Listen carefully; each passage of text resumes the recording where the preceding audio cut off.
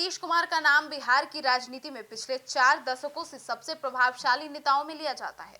छात्र राजनीति से लेकर देश के बड़े नेताओं की कतार में शामिल होने तक उनका राजनीतिक सफर उतार चढ़ाव, संघर्ष और रणनीति से भरा रहा है।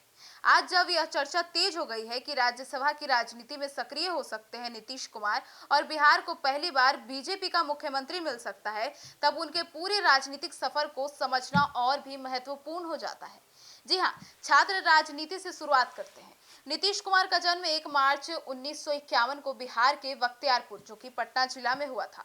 उनके पिता राम लखन सिंह आयुर्वेदिक डॉक्टर और स्वतंत्रता सेनानी थे। नीतीश कुमार ने पटना इंजीनियरिंग कॉलेज से, आपको बता दें, इलेक्ट्रिकल इंजीनियरिंग की पढ़ाई की। राजनीति में उनकी रुचि छात्र जीवन से ही शुरू हो गई थी।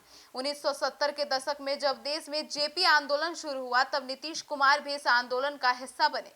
जयप्रकाश नारायण के नेतृत्व में चल रहे इस आंदोलन ने कई बड़े नेताओं को जन्म दिया, जिनमें लालू प्रसाद यादव, रामविलास पासवान और नीतीश कुमार भी शामिल थे।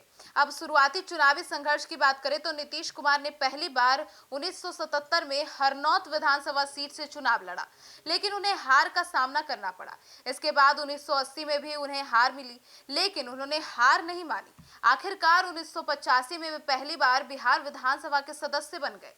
यहीं से उनकी सक्रिय राजनीति की मजबूत शुरुआत हुई।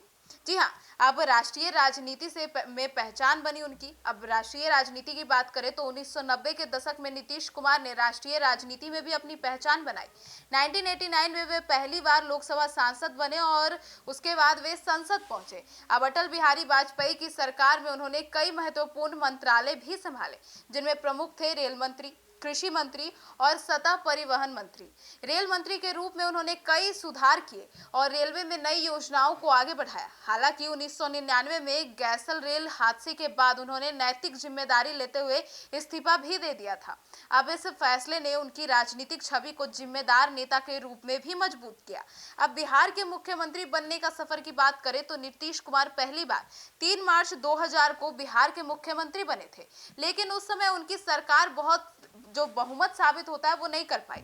अब उसी के कारण वे केवल 7 दिनों में ही इस्तीफा देना पड़ा। इसके बाद 2005 में वे दोबारा मुख्यमंत्री बने और यहीं से बिहार की राजनीति में एक बड़ा बदलाव शुरू हो गया।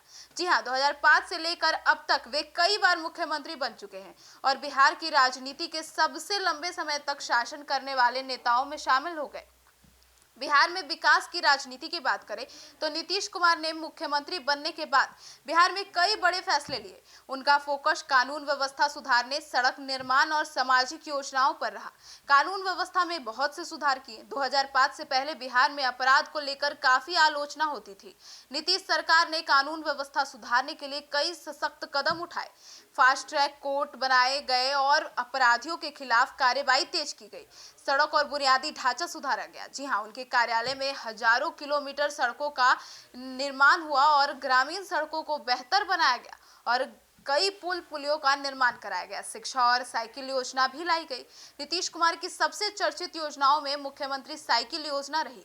इस योजना के तहत स्कूल जाने वाली छात्राओं को साइकिल दी गई ताकि वे पढ़ाई जारी रख सके। इस योजनाओं का बड़ा असर पड़ा और स्कूलों में लड़कियों की संख्या तेजी से बढ़ी। महिलाओं के लिए विशेष फैसले लिए गए। नीतीश कुमार की राजनीति में महिलाओं का समर्थन एक बड़ी ताकत बनकर उभरा है। उन्होंने महिलाओं के लिए कई महत्वपूर्ण फैसले लिए। अब पंचायतों में 50% आरक्षण दिया। सरकारी नौकरियों में महिलाओं को 35% आरक्षण दिया।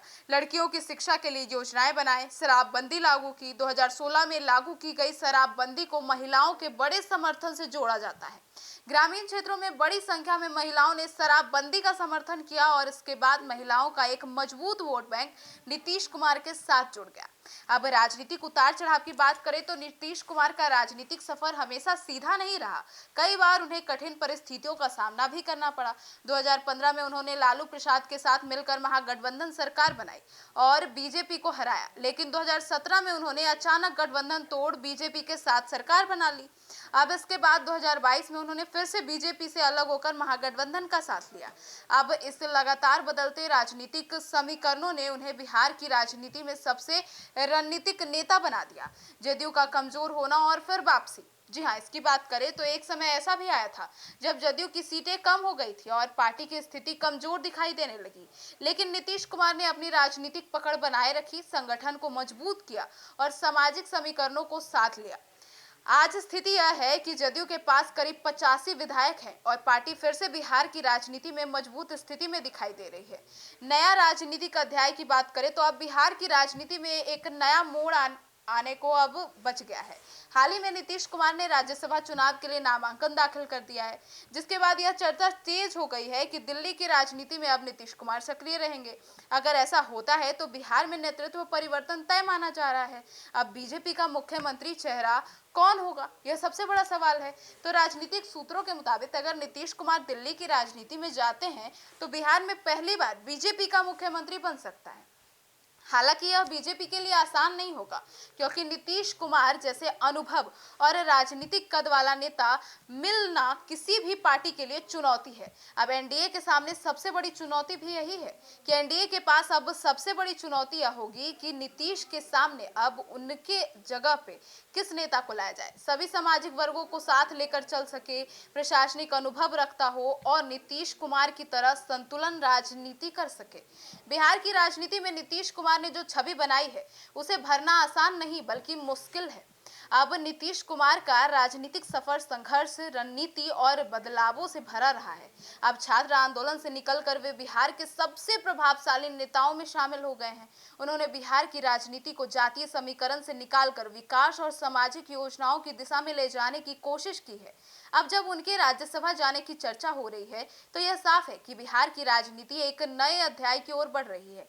लेकिन एक बात तय है कि नीतीश कुमार जैसा कद और अनुभव वाला नेता मिलना किसी भी महागठबंधन या गठबंधन के लिए आसान नहीं होगा। आने वाले समय में यह देखना दिलचस्प होगा कि बिहार की राजनीति किस दिशा में आगे बढ़ती है और क्या वास्तव में राज्य को पहली बार बीजेपी का मुख्यमंत्री मिलता है, और अगर मिलता है तो आखिर कौन।